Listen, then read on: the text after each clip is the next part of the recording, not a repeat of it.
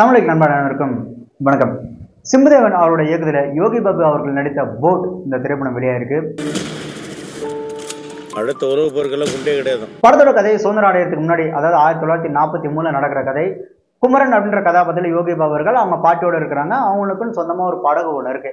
வெள்ளக்காரங்கிட்ட கைதான தன்னோட தம்பியை காப்பாத்துறதுக்காக குமரன் யோகி பாபு அவர்கள் வராங்க. அந்த நேரத்துல ஜப்பான்காரன் மெட்ராஸ் மேல குண்டு போட போறான் அப்படின்றதுக்காக மேல பிளைட் பறக்கிறத பார்த்துட்டு மெட்ராஸ் மேல குண்டு போட போறாங்க அப்படின்னு பயந்து போட்ல வந்து தப்பிச்சு போறாங்க. அவங்க கூட வெவ்வேறு விதமான ஆட்களும் கூட சேர்ந்து பயணிக்கிறாங்க.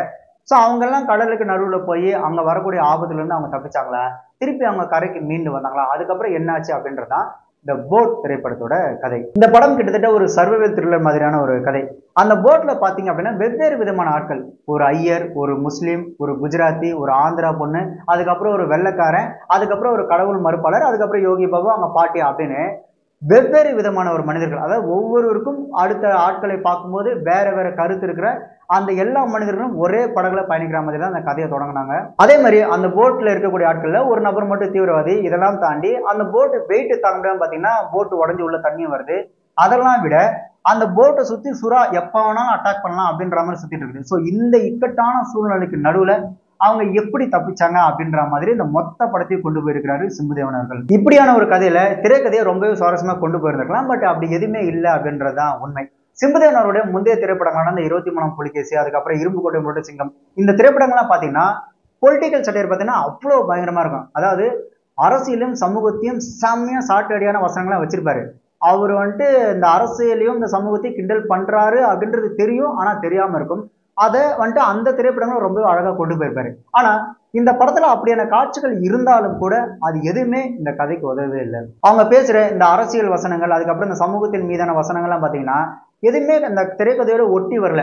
நாங்களும் பேசுறோம் அப்படின்னு வலுக்கட்டாயமே திணிக்கிற மாதிரி தான் அந்த படத்துல வர பல வசனங்கள் இருக்கு. இன்னும் சொல்ல போனா இந்த படத்தோட காட்சிகள் எப்படி நகருது அப்படின்னா, ஏம்பா நீ ஒரு 4 டைலாக் பேசு, நான் ஒரு 4 டைலாக் பேசுறேன், அப்புறம் இவங்க ஒரு 4 டைலாக் பேசுவோம், படத்தை அப்படியே ஒப்பைத்து கொண்டு போனோம் அப்படின்ற மாதிரி கிட்டத்தட்ட நம்ம ஒரு டிராமா பார்த்தா எப்படி இருக்கும். இந்த டிராமா பேசும்போது ஆளுக்கு ஒரு வசனத்தை பிரிச்சு பிரிச்சு பேசுவாங்களா, ஸோ அந்த மாதிரி ஒரு டிராமா பார்க்குற ஒரு ஃபீல் தான் இருக்கு. ஏன்னா படம் முழுக்கவே ஒரு போட்ல தான் நடக்குது. அந்த போட்ல இருக்கக்கூடிய அந்த 10 பேரை தான் நாம 2 மணி நேரம் திரும்ப திரும்ப பார்த்தே ஆகணும், வேற வழியே கிடையாது. கதை அந்த மாதிரியான ஒரு கதை அப்படின்னும் போது திரைக்கதை சுவாரஸ்யமா இருந்தாதான் படம் நல்லா இருக்கும். அப்படி இல்லை அப்படின்னா ரொம்ப போர் அடிச்சு ஒரு மாதிரி சலிப்பு ஏற்படுத்திடும் இல்லையா. கிட்டத்தட்ட அந்த மாதிரி ஒரு சலிப்பை தான் இந்த போட் திரைப்படம் ஏற்படுத்துது. அதுலயும் முக்கியமா MS பாஸ்கர் அவரோட ரோல். அவர் வந்து நான் வந்துட்டு ஒரு CID, இந்த போட்ல இருக்கிற தீவிரவாதியை நான் இப்போ எப்படி இன்வெஸ்டிகேட் பண்ணி கண்டுபிடிக்கிறேன் பாருங்க அப்படின்னு சொல்லி அவர் பண்ற காட்சிகள் அப்படின்றது ஒரு மாதிரி ஆர்டிபிஷியலா இருக்கு. படத்தோட ஒட்டவேல இன்னொன்னு ஒரு கட்டத்துக்கு மேலே இரிட்டேட் ஆகுது.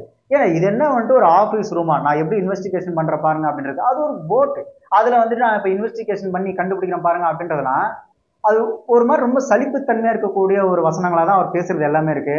அதுலயும் இவர் தான் அந்த தீவிரவாதி அப்படின்னு சொல்லி ரிவீல் பண்ற காட்சி, அந்த தீவிரவாதி ரிவீல் ஆனதுக்கு அப்புறம் அந்த தீவிரவாதி பண்ற ஒரு சில சீன்ஸ் எல்லாம் இருக்குல்ல, அதுல பயங்கர இரிட்டேட்டிங். அதுல MS பாஸ்கர் அவர் வந்துட்டு ஒரு நல்ல கதை நல்ல கேரக்டர் தான் தேர்ந்தெடுத்து நடிச்சிட்டு இருந்தாரு சமீபத்துல. ஆனா இந்த படத்துல ஏன் நடிச்சாருன்னு தெரியல. எனக்கு தெரிஞ்ச டேரக்டர் என்ன சொல்லியிருப்பாரு அப்படின்னா, சார் நீங்க படிச்ச புக்கு, நீங்க பேசின அந்த காலத்து டைலாக்லாம் நீங்க உங்களுக்கு என்ன இஷ்டத்துக்கு தோணுதோ அதெல்லாம் பேசுங்க, அப்படி எடிட்டிங்ல பாத்துலாம் அப்படின்னு சொல்லிட்டாரான்னு தெரியல.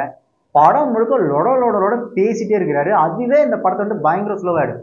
பொதுவா MS பாஸ்கர் படத்தில் நடிக்கிறாரு அப்படின்னா அவர் தான் அந்த கதையை தாங்கி கொண்டு போற மாதிரி ஒரு கதாபாத்திரம் நடிச்சிருப்பாரு. பட் இந்த படத்தை பொறுத்த வரைக்கும் இந்த படத்தோட மிகப்பெரிய ஒரு மைனஸே MS பாஸ்கர் அவரோட அந்த கேரக்டர் தான். அதே மாதிரி இப்போ போட்ல நடுக்கல்ல மாட்டிட்டு இருக்காங்க, அங்க உயிரோட பழைப்பாங்களா மாட்டாங்களான்ற ஒரு சூழ்நிலையில தான் அத்தனை பேர் இருக்கிறாங்க. அப்படின்னும் போது படம் பார்க்குற நமக்கு ஒரு பதட்டமும் ஒரு பதப்பதப்பும் வரணும். அச்சோ இவங்க எப்படா தப்பிக்க போறாங்க, இவங்க எப்படா மீண்டு வர போறாங்க, இவங்கெல்லாம் வந்துட்டு யார் தான் காப்பாற்றுவா அப்படின்ற ஒரு ஒரு பதப்பதப்பும் ஒரு பதட்டமும் நமக்கு வரணும்ல. நமக்கு அப்படிலாம் இல்லை. நமக்கு என்ன ஆகுது அப்படின்னா, எப்பதான்டா பேசி முடிப்பீங்க அப்படின்ற ஒரு ஃபீலை தான் படம் முழுக்க கொண்டு வராங்க. அதே மாதிரி படத்துல அந்த சுறா வந்துட்டு அந்த போட்டை சுத்தி சுத்தி வருது. அப்போ ஒரு வசனம் ஒன்று சொல்றாங்க, ஐயோ எல்லாரும் ஒளிஞ்சிங்க, இந்த ரத்த வாடெல்லாம் பட்டுதான் சுறா வந்துட்டு கண்டுபிடிச்சு நம்ம தாக்கிடும் அப்படின்றாங்க.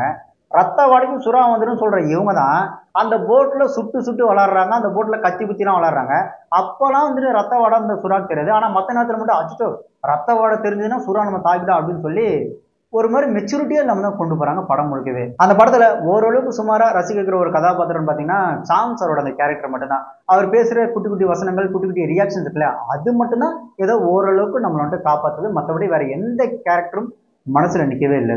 அதே மாதிரி படத்தோட கிளைமேக்ஸ், அந்த கிளைமேக்ஸ்ல மட்டும் பாட்டி யோகி பாபு ஒரு முடிவு எடுப்பாங்க. அந்த கிளைமேக்ஸ் மட்டும் நமக்கு கொஞ்சம் ஓகே அப்படின்ற மாதிரி இருந்தது. அந்த படத்துல இவங்க பேசின வசனம், இவங்க எடுத்த மொக்க காட்சியை விட அந்த படத்துல வந்துட்டு இந்த காட்சி 1 காட்சி 2ன்னு போடுற மாதிரி ஒரு டேக் டயலாக் ஒன்று அடிக்கடி போட்டே இருந்தாங்க.